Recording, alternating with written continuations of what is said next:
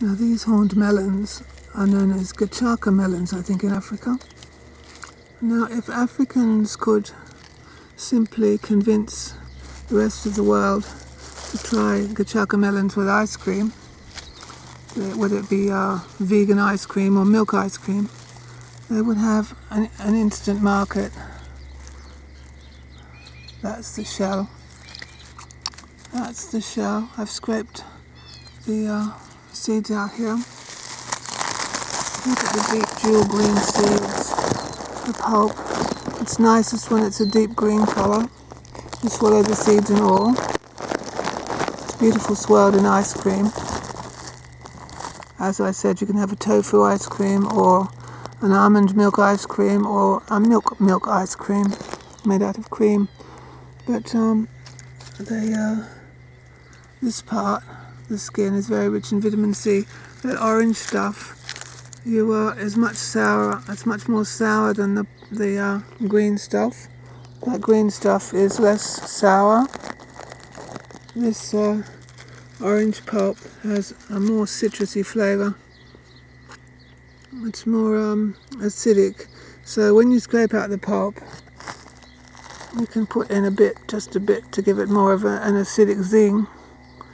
But as I say, if African countries could convince other countries to try it with ice cream, they'd have a ready market for the Gakachika melons. It's beautiful stuff. It's fabulous swirled in ice cream, used as a syrup on top of the ice cream or mixed with the ice cream. It's beautiful stuff. And it's more zingy if you want to add a bit of the citrusy peel, which is rich in vitamin C, as I said.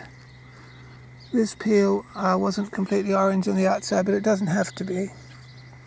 But when it goes completely orange, you know that it's ripe. But this one was ripe enough anyway. Let's have a look at some more on the vine. It's early May now, and the nights are getting colder.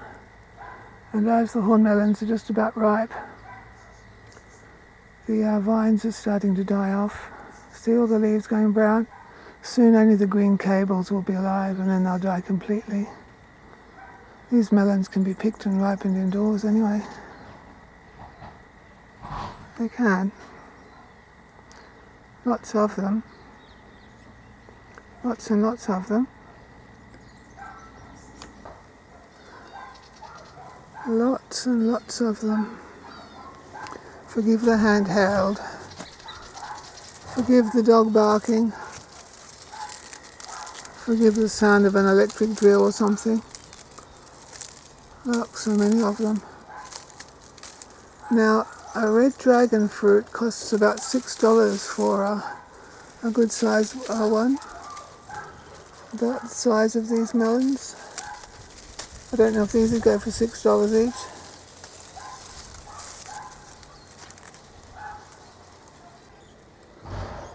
This one's as big as my hand. Would that go for $6 at Woolworths? Probably. A lot's near the ground too. There's usually a lot near the ground and few higher up, but plenty near the ground. Look, they're still producing blossoms even though it's too late. Lots and lots of fruits. So big. Imagine if I wanted to buy them for $6 each.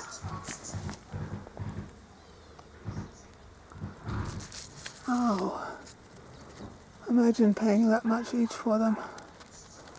Anyway, we can leave them on until they start to go yellow. The frosts haven't come yet, but the nights are getting colder.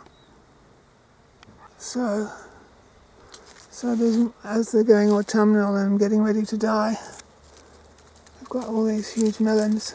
Someone eventually will, listen to that, someone will eventually develop an early maturing variety, like they did with ordinary cucumbers. Anyway, it's autumn, and these will last us for months indoors as fruit.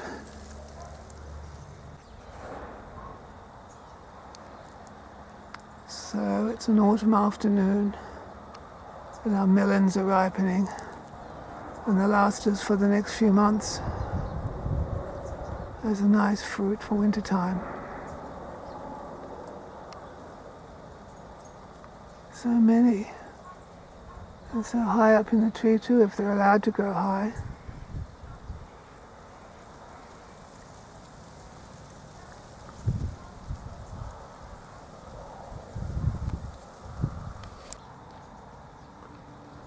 Suspended up high, quite high. Can knock them down with a stick though. Can knock them down with a stick.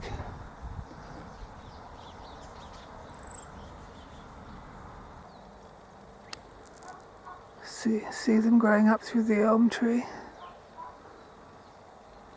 all ready to pick. All ready to pick. Ripe and beautiful. Look at the size of this one. Oh, covered in thorns. Oh, what a missile. Oh, that should be worth a good $6, I reckon, in a shop. So big. Oh, it's gigantic. Imagine throwing that at somebody. Oh. Anyway, as you can see, the vines are all going brown here. That's still got a green cable, but it will be going brown in the next week or so. So they can be picked really and brought indoors.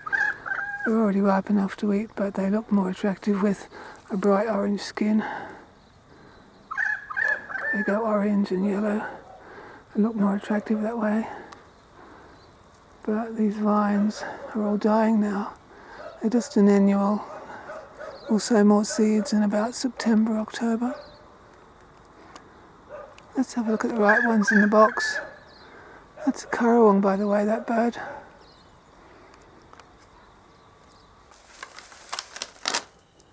So here's some right ones, got a nice orange colour. It's more appealing to look at. Oh, still very sharp. They haven't been dehorned. Easy enough to dehorn with sandpaper. Beautiful colour though. Beautiful orange colour. They use them in shop windows, don't they, as a decoration. Autumn leaves and melons and gourds and things for shop window dresser decorations. All ripe enough to eat anyway. But remember, we clean them with a piece of sandpaper. Look at that beautiful orange colour. Look at that, isn't it lovely? So pretty. So attractive.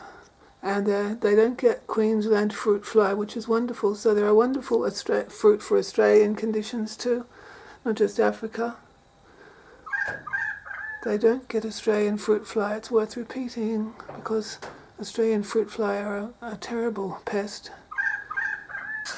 Yeah, it's my sentiments exactly. And just in closing, I've got some very rough sandpaper here. That's the easiest way to clean off the horns, break them off. When you get them in the shop, they've been dehorned. So all you do is, with a pair of gloves of course, wearing garden gloves, not a fool like me, like I am, you just sand them off without getting jabbed. You just break the points off with the sandpaper until they're all gone. That's all you've got to do to render them harmless and more manageable. You don't want to get stabbed, do you? Or if you're selling them in a shop, you don't want your customers to get spiked. Of course, all cucumbers have pimples, but these are the worst sort of pimples of all, aren't they? You simply just break off. You don't do it too roughly. You don't want them to bleed. You just want the points to break off and be rendered blunt. And that's that. That's that. Saleable. This one is good enough for one person. It's got enough seeds in it for one person for one serving. That's the size. I'll see you anyway. You should grow some, you really should. If you haven't tried them, you should try them with ice cream so you can get used to the flavour, the delicate flavour. So many people on YouTube do a taste test of these and they pull all sorts of faces and they liken it to all sorts of horrible things and they say they'll never try it again. That's what they say, but they haven't tried them swirled in ice cream. They really haven't. You want to learn to get the beautiful flavour of them. See you then.